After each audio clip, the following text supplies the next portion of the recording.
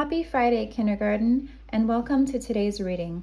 Today, we are going to read aloud the story, Pumpkin Soup. Let's name the letters on the title. P, U, M, P, K, I, N, pumpkin. S, O, U, P, soup, pumpkin soup. Written and illustrated by Helen Cooper.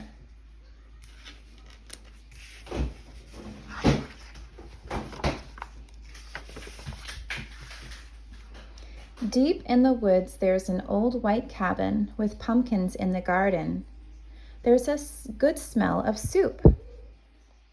And at night, with luck, you might see a bagpiping cat through the window,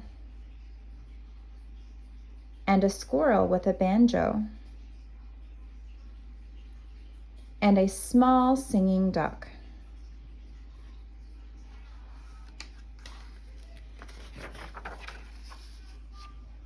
Pumpkin soup, the best you've ever tasted.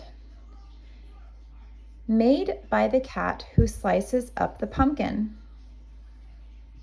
Made by the squirrel who stirs in the water. Made by the duck who scoops up a pipkin of salt and tips it in just enough.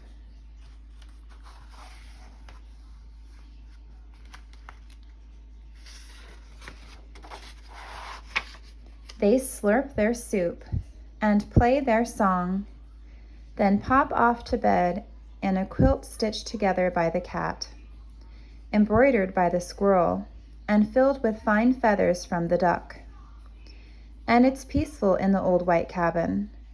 Everyone has his own job to do. Everyone is happy, or so it seems.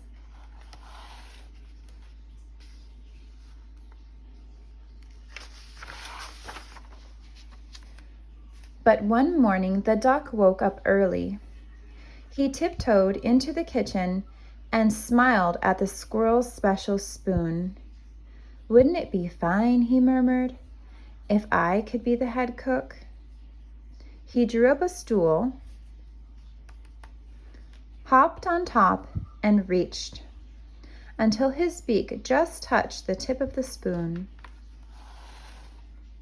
Ker-plonk, down it clattered. Then the duck trotted back to the bedroom, held up the spoon, and said, "Today it's my turn to turn the soup." "That's mine," squeaked the squirrel. "Stirring is my job. Give that back." "You're much too small," snapped the cat. "We'll cook the way we always have." But the duck held on tight until the squirrel tugged with all his might, and whoops! The spoon spun through the air and bopped the cat in the head. Then there was trouble, a horrible squabble, a row, a racket, a rumpus in the old white cabin.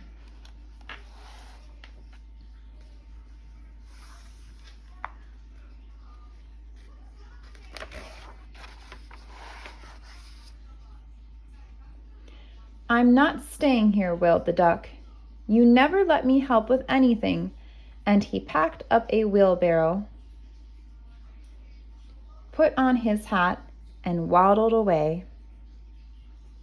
"You'll be back," stormed the cat, "after we've cleaned up." And the squirrel shook his spoon in the air. But the duck didn't come back. Not for breakfast. Not even for lunch. "I'll find him," scoffed the cat. "He'll be hiding outside. I bet he's in the pumpkin patch." But the duck was not in the pumpkin patch. They could not find him anywhere. So they waited all that long afternoon. The cat watched the door, The squirrel paced the floor. "That duck will be sorry when he comes home," they muttered. But the duck didn't come home, not even at soup time. The soup wasn't tasty. They'd made it too salty. They didn't feel hungry anyway. They both sobbed over supper, and their tears dripped into the soup, and it made it even saltier. "We should have let him stir the soup," sniffed the squirrel. "He was only trying to help," wept the cat. "Let's go out and look for him."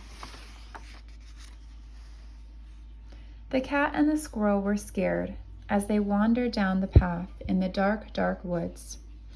They feared for the duck, all alone with the trees and the foxes and the wolves and the witches and the bears, but they couldn't find him.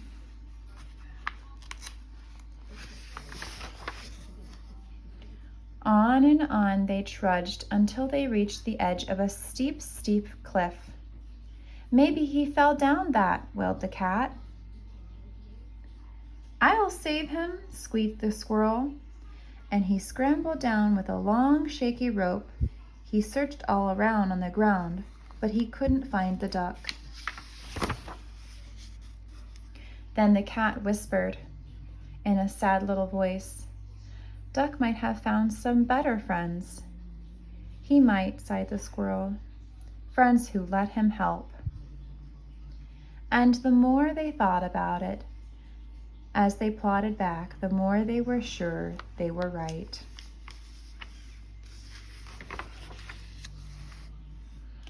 But when they were almost home, they saw light shining from the old white cabin. "It's Duck!" they shrieked as they burst through the door. And the duck was so happy to see them. He was also very hungry, and though it was late, they thought they would all make some pumpkin soup. Look how the duck stirs. When the duck stirred, the cat and the squirrel didn't say a word.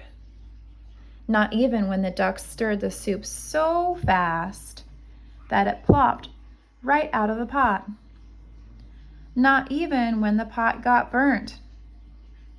Then the duck showed the squirrel how to measure out the salt, and the soup was still the best you ever tasted. So once again it was peaceful in the old white cabin, until the duck said, "I think I'll play the bagpipes now."